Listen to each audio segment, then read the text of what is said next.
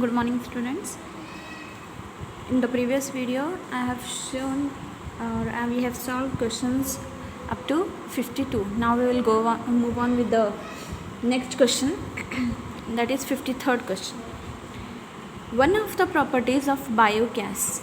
Here he is asking, the question is, we have to identify the property that is present or that is the characteristic of biogas.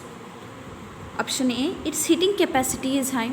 Yes, of course, the biogas or the fuel, the biogas is very efficient. It produces a lot of heat. Next, leaves residue like ashes. No, as we already know, biogas is very eco-friendly. It doesn't leave any residue or any ash. It burns with smoke. No, there is no smoke formation in case of biogas.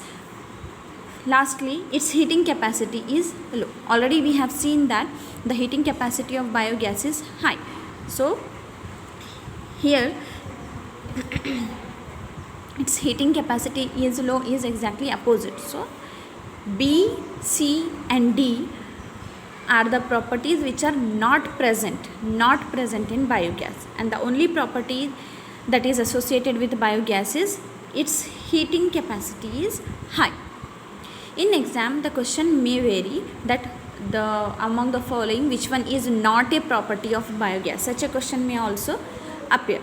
So you need to understand what by seeing these questions what other possible questions may appear here. Next, object distance indicated by U, image distance of a lens. So here we are discussing about the lens here. So recall the formulas in your mind are minus 60 centimeter and minus 20 centimeter respectively. Then the magnification of lens will be, see, first we will point out object distance, that is U. Image distance is V, given value is minus 20 centimeter. He is asking us the magnification of lens.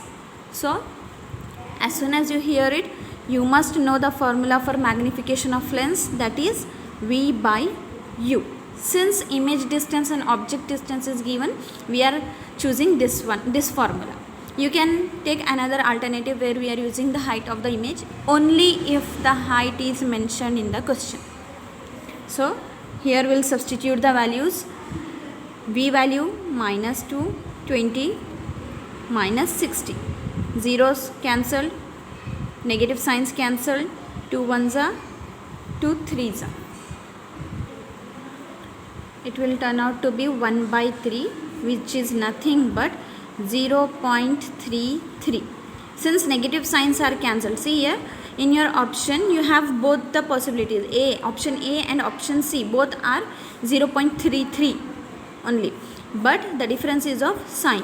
Here negatives are getting cancelled, so therefore it will be plus 0.33 and our option will be option C. Next, here the process used to convert metal carbonates into their oxides is, we are converting the metal carbonates. So after taking out the ore from the earth crust, after removing the gangue particles, whatever the carbonates, whatever the material that you are getting, depending upon whether it is carbonate or sulfide ore, we are choosing the processes here. So he is asking for metal carbonate. If the ore present there is in the form of a carbonate, then by which process will you convert it into an oxide? We will see the options. First, roasting. See, roasting is a process wherein we heat the substance in open, so that whatever the excess oxygen is there or air is there, it will come in contact with that one, whatever the metallic form is there or metallic ore is there. So this kind of process we are using for sulfide ores, right? Because sulfide has to be converted into the sulfur dioxide form. Then we have reduction here. Reduction is simply a process of removal of oxygen, or in other terms addition of hydrogen. Next comes electrolysis, nothing but a process wherein we break down the substances or decompose them by electricity or current. Whereas calcination, the last option, calcination, I have told you in the classes also, in order to remember it easily, you can relate it with this C. Here carbonate C, calcination C. So calcination is the process by using which we can convert the metal carbonates into their oxide forms by heating them in closed containers. So in calcination, whatever the metallic carbonate will be there, it will be converted into an oxide by heating it in the closed container, so that a limited amount of oxygen will come into contact. Hence our answer will be calcination. Next we have the correct group of saturated hydrocarbons. Saturated here refers to single bonded compounds. So single bonded compounds, they are nothing but alkanes, and alkanes show a general formula of CnH2n plus 2. So according to this general formula, you need to choose the correct option. Check it one by one. CH4, okay, methane, C2H4, it is twice of that one. If it would have been 6, then this order would have been correct. So this is not our option. Go for second one, C2H6. Okay, C2H6, it is satisfying this formula. C3H8, then C4H10. All three members of this series is satisfying this formula. Let us see the other options also.